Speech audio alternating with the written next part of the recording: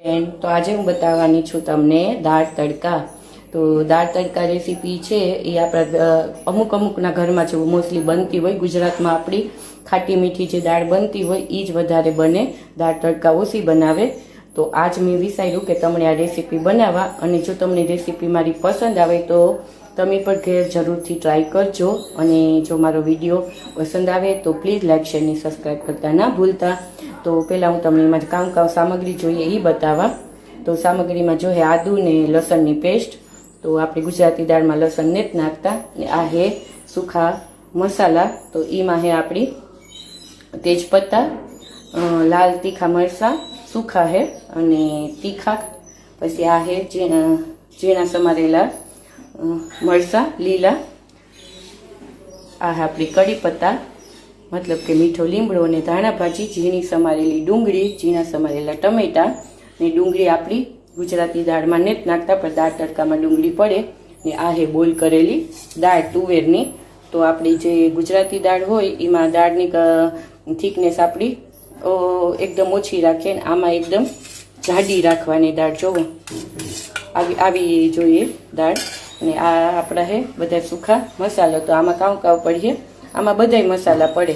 તો લાલ મરચું પર પડીએ, મીઠું તો બધામાં પડે જ, અને ધનિયા પાવડર પર પડીએ, જીરા પાવડર, હલ્દી પાવડર. અને આમાં હું રાઈને જ નાખતી.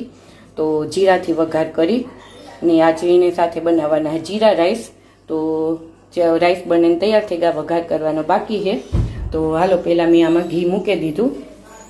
ની દાળ તડકા છે એ આપણે ઘીમાં વઘાર કરીએ. તેલ નાખવું હોય તો ન ખાય, પણ મેં જરાક એટલું તેલ નાખ્યું તો લૂ ખારો આવે. તો હાલો દાળનો વઘાર કરવાનો તમને બતાવવા. વિડીયોમાં કન્ટિન્યુ રહીજો, સ્કીપ ન કરતા. તો હાલો વઘાર કરીએ. તો એમાં આપણું ઘી ગરમ થઈ ગયું. તો એમાં પહેલાં આપણે નાખ્યું જીરું,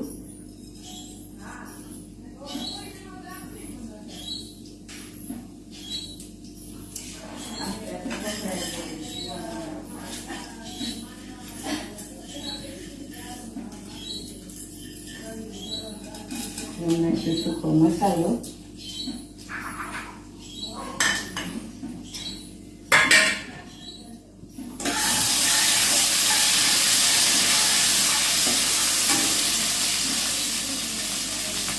આદુ મરચાંની પેસ્ટ. તો પહેલાં આપણી આદુ મરચાંની પહેલાં લસણ નાખી, થોડી આદુ મરચાંની લસણ ને આદુની પેસ્ટ. લસણ નાખી તો લસણની ખાલી અડધો મિનિટ જેટલું આપણે કાચું લઈએ તો પહેલાં પકવી લેવાનું.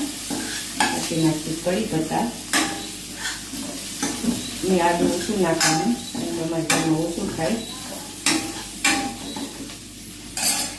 એ નાખી આપણે સૂકી મરચાં, પછી ડુંગળી,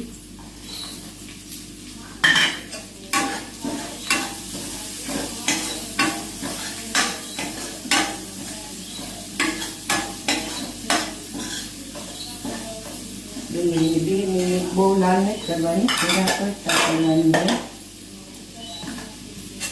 લાલ કર્યું તો પછી ડુંગળીમાં એકદમ આપણે લાલ કરીએ તો ખાલી ડુંગળીનો ફ્લેવર વધારે સ્ટ્રોંગ દેખાય. એટલે થોડી 2 મિનિટ જ સાચવવાની છે. એવા આપણે નાખી દીધું એમાં લાલ ટમેટા, ઝીણા સમારેલા,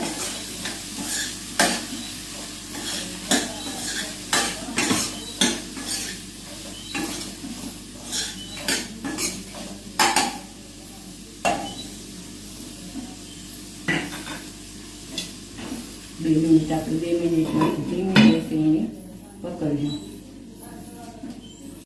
તો 2 મિનિટનો ટાઈમ થઈ ગયો. ટમેટા ને ડુંગળી ને બધું સોફ્ટ થઈ ગયું. તો હેવી વાપરી એમાં સૂખા મસાલા નાખ્યા, મીઠું મેં બોઇલ કરી દાળ પર નાખ્યું હતું, એટલે અત્યારે થોડું ઓછું નાખ્યા. ધાણા જીરું,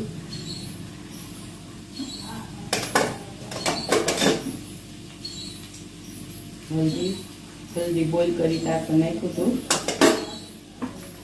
જીરા પાવડર ને લાલ સૂકું મરચું.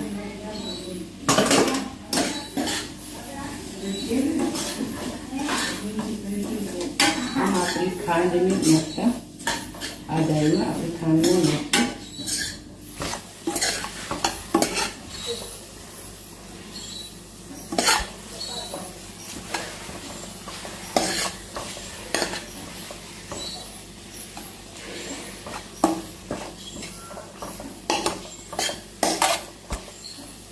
આને પણ આપણે બધો ટમેટા ડુંગળીમાં મિક્સ થઈ જાય એવી રીતના 1 મિનિટ જેટલા ટાઈમે ધીમા ગેસે એની ચડવા દઉં.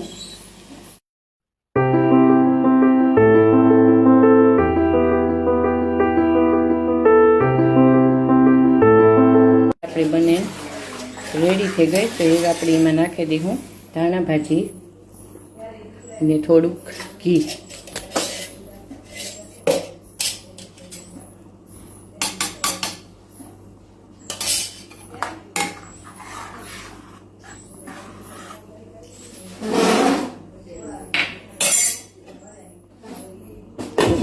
करती हूँ गैस बंद करती हूँ. पहला नाखी दी हूँ घी. जीरा राइस में अपनी घी थोड़ा सूखा मसाला तो आम पर जाए तेज पत्ता लाल सूखी मिर्च धाणा भाजी नाखवी हो तो ऑप्शनल है ने घी गरम थाय एटले तो कर दे एवा आपणे नाख्યું तो આપણે થઈ ગયું. तो આપણે ઘી ગરમ થઈ ગયું ને એ નાખ્યું જીરું. તો જીરું આપણે જીરા રાઈસ બનાવીએ થોડુંક વધારે નાખ્યું. જીરું જરાક સાંતળે જાય.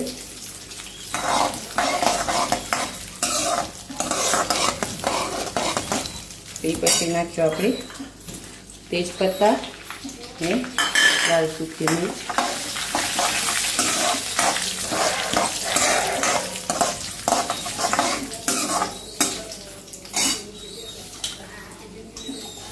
પછી નાખશું આપણે ભાત.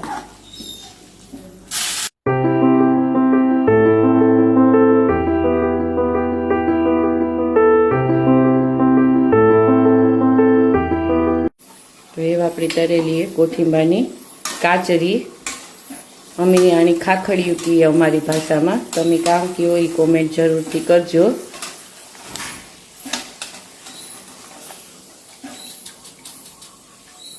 બહુ ખાવાની મજા આવે.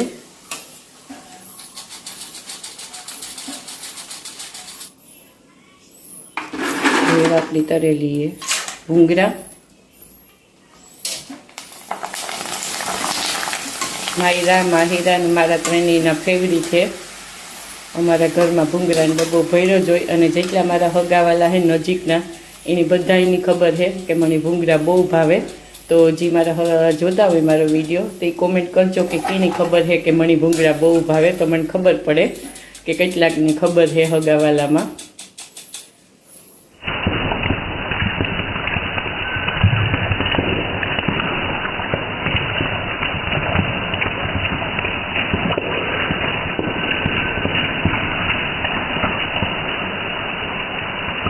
જમવાનો રેડી છે તો એ હમણાં જમ ખાવા બેસી જાય હું અમે બપોરા કરવા.